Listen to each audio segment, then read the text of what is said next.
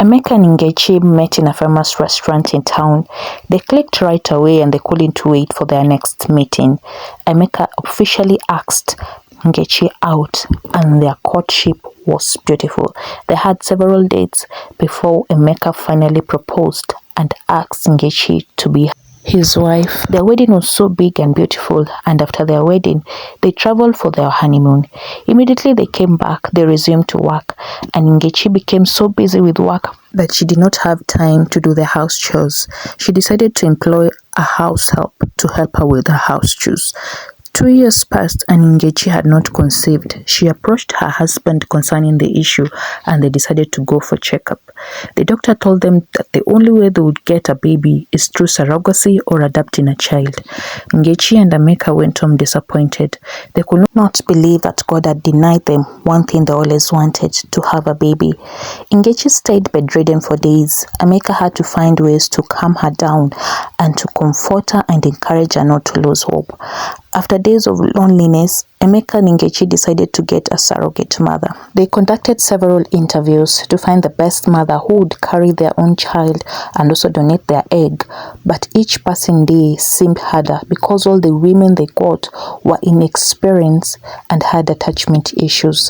One day their doctor called them to give them good news that he had finally found a surrogate mother who had experience with the job. The doctor told them that the procedure will be done in their house where the lady will be comfortable and will be taken care of after the procedure. When the doctor arrived, he requested for some privacy with Liz so he could conduct the procedure. Ngechi asked them to use the guest room that on a normal day is occupied by her house help. After the procedure was over, Liz took a shower and used Lina's towel. She then slept off before she could finally go home. Lina came into her bedroom in the evening to take a shower and she used the same towel that Liz had used. She then served Liz dinner before she left to her own house. Months later, Lina fell sick and Ngechi took her to the hospital, and after several tests, she was told that Lina was pregnant. Lina cried, saying, "But I am a virgin." The doctor took her words so seriously and conducted a test on her. She was actually a virgin and they were all confused on how she actually got pregnant. Ngechi went back home with her and she made sure she had everything that she required to have a smooth pregnancy. Months later, Liz called that she was in labor and Lina also got into labor on the same day. Emeka and Ngechi decided to take both of them to the same hospital to have their babies. When the babies were birthed, the doctor called them to the office and told them that the two babies looked so much alike.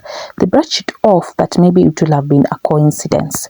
Liz was paid off and Ngechi and Emeka went home with their baby and they also took Lina home together with her son. Ngechi took care of the two boys until Lina was strong enough to take care of them. As they grew up, their resemblance became too cunning. Ngechi decided to conduct a secret DNA test and the results were 99.9% match with that of her husband. In a way, Ngechi was happy. She was happy that they had another son, but she was also confused as to how it had happened. She shared the news with both Lina and Emeka over dinner. They all agreed to raise their children together, and up to today, the mystery on how Lina got pregnant was never unraveled. The end. If you have enjoyed this story this far, please do not leave without giving it a like, subscribe and share. Please consider leaving a comment on the comment section telling me whether you enjoyed the story and telling me whatever city or country you're watching me from for me to give you a shout out on the next episode of Wonder Tales by Julian.